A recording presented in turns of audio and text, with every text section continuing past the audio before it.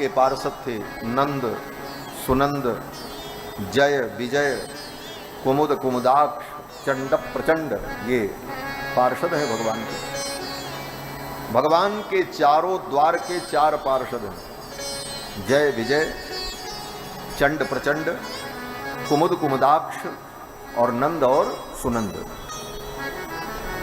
2 पार्षद को तो सब जानते हैं, जय विजय। जय और विजय जान सबको, उसको तो सब जानता है, गोस्वामी जी ने इसीलिए लिखा, जय और विजय जान सबको, विप्र साप थे दोनों भाई।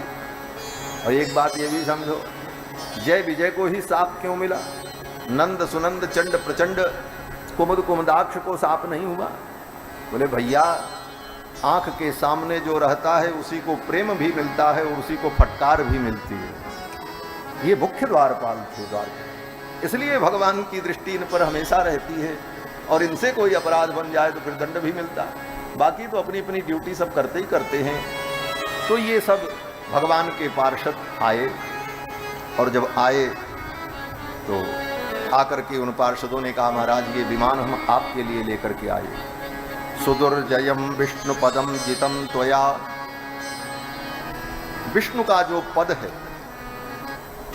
उस पद को तुमने जीत लिया है, जिसको जीता नहीं जा सकता। और तुम्हारे लिए ये विमान हम लेकर के आए हैं, इस विमान में बैठो और भगवान के धाम चलो। ध्रुव जी उस विमान में बैठने चले तो एक देवता सामने आ गए। ध्रुव जी ने पूछा, आपका परिचय? उन देवता ने कहा, हम मृत्यु देवता हैं। मृत्यु सामने आ गए। बोले तो ठीक है।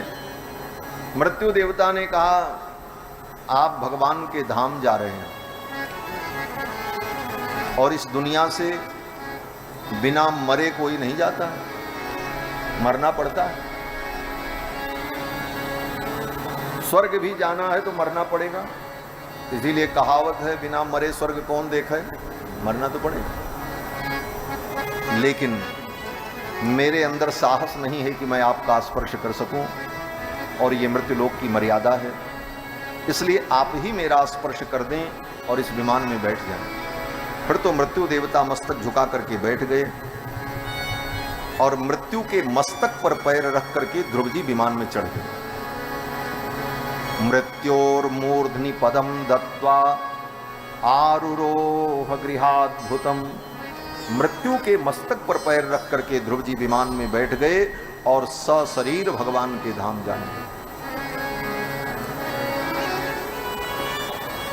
भगवान की भक्ति के द्वारा मृत्यु पर भी विजय प्राप्त की जा सकती है। ध्रुव जी ने मृत्यु पर भी विजय प्राप्त कर लिया। विमान में बैठे, विमान चल पड़ा।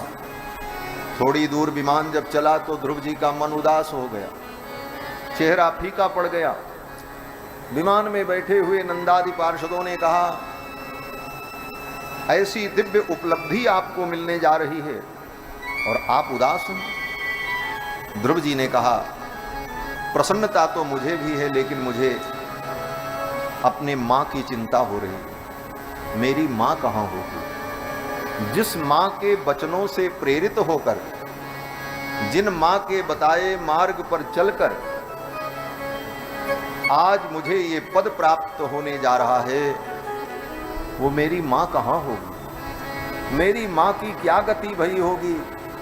ये सोच करके ध्रुव जी का मन व्यथित हो रहा था। ध्रुव जी ने कहा, मुझे इसी बात की चिंता है। तो विमान में बैठे हुए उन भगवान के पार्षदों ने कहा, चिंता मत करो, वो देखो एक विमान आगे आगे चल रहा है। ध्रुव जी ने देखा, ध्रुव जी के विमान के थोड़ा आगे एक विमान और चल रहा था।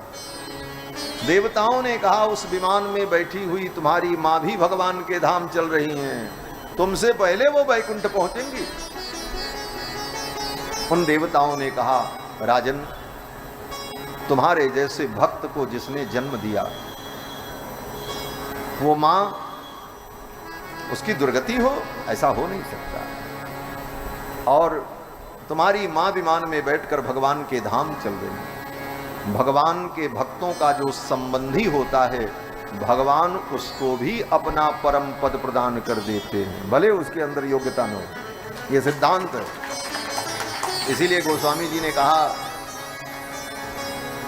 कि प्रणत कुटुंब पाल रघुराई, भगवान प्रणत कुटुंब पाल है। एक व्यक्ति शरणागत हो जाए तो उसके संपूर्ण कुटुंब की रक्षा भगवान करते हैं और उसका कल्याण करते हैं।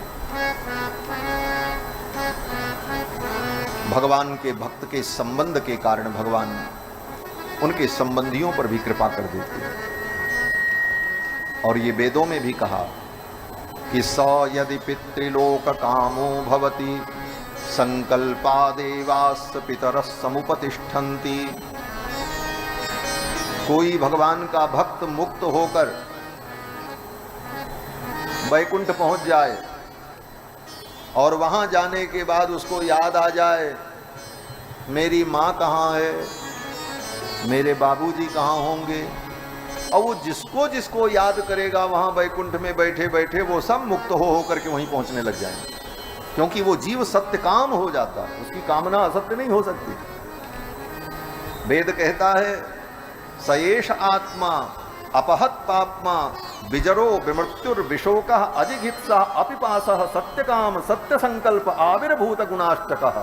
ये दिव्यता वैकुंठ में होती है पहुंचने पर। तो वो जीव संकल्प करता है मेरी माँ कहाँ है, वो हमारा दोस्त कहाँ होगा, बोले वो भी वहीं पहुंच जाए। इसलिए जीवन में भगवान के भक्तों से जुड़ करके रहो। दुनिया से कितने भी आप संबंध निभाओगे वो संबंध इसी दुनिया में काम आएगा, और इस दुनिया में भी कब वो संबंध बिगड़ जाएगा कोई ठिकाना नहीं। और भगवान के भक्तों से अगर तुम्हारा संबंध बना है तो दुनिया में तो रहेगा ही रहेगा, परलोक में भी वो तुम्हारे काम आ जाएगा।